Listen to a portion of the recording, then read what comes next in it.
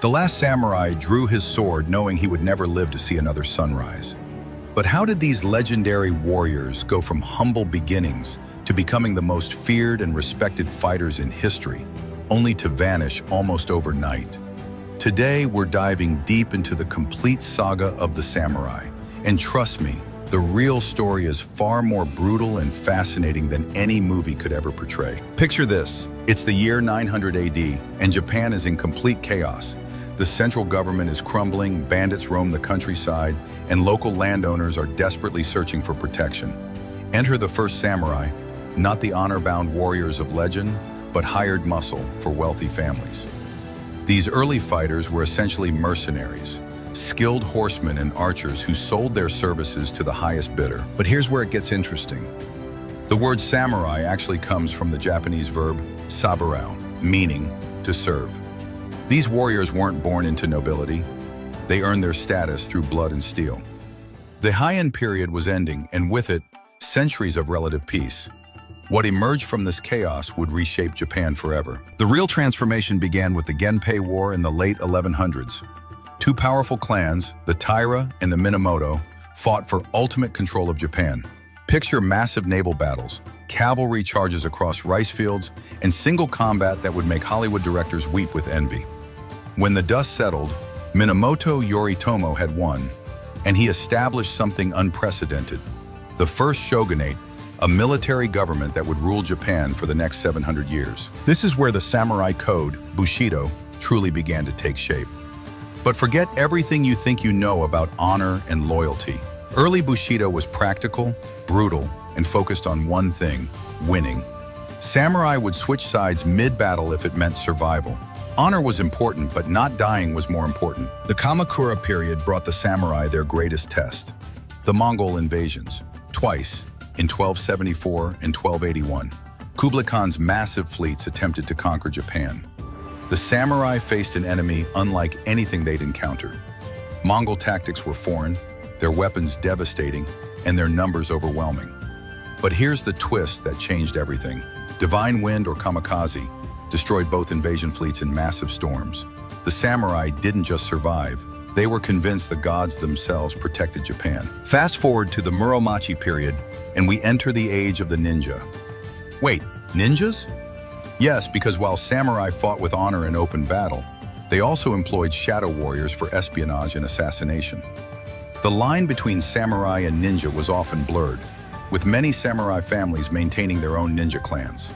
Honor had its place, but survival required flexibility. The Sengoku period, roughly 1467 to 1615, was the samurai's golden age and their most brutal chapter. Japan fractured into dozens of warring states, each ruled by a daimyo with his own samurai army. This was total war on a scale Japan had never seen.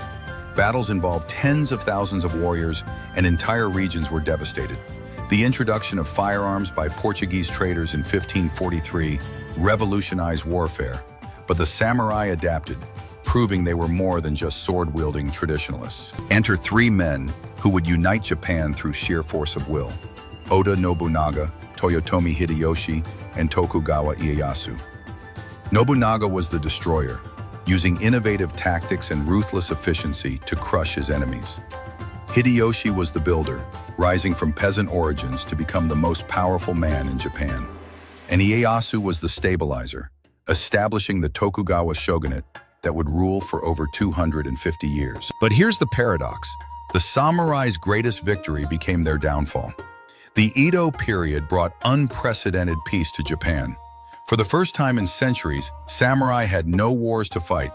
They became administrators, scholars, and bureaucrats.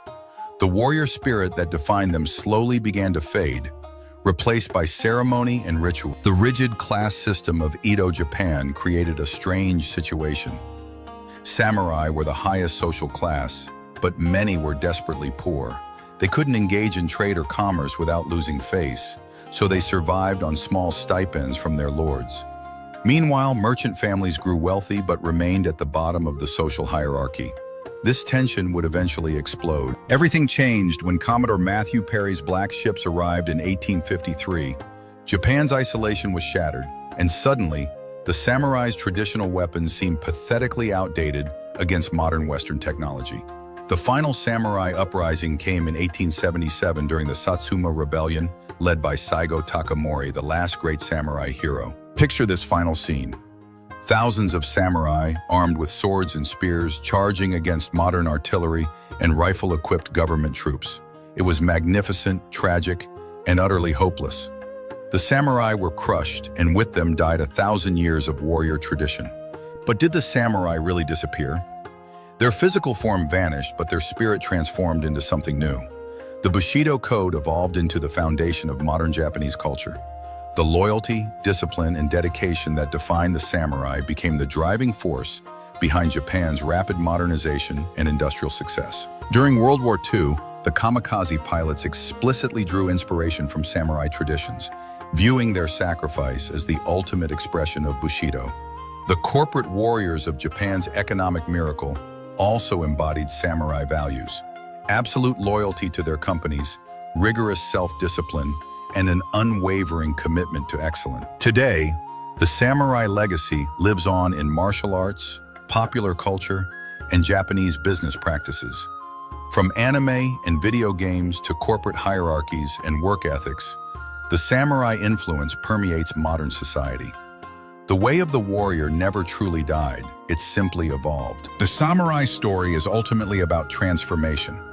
They began as hired swords, became the ruling class, and finally transcended their physical existence to become an eternal symbol of honor, loyalty, and sacrifice. Their 1,000-year journey from chaos to order to transcendence remains one of history's most remarkable transformations. So the next time you see a samurai in a movie or read about Bushido, remember, you're witnessing the culmination of 1,000 years of evolution, struggle, and adaptation. The samurai didn't just fight battles, they shaped the very soul of a nation.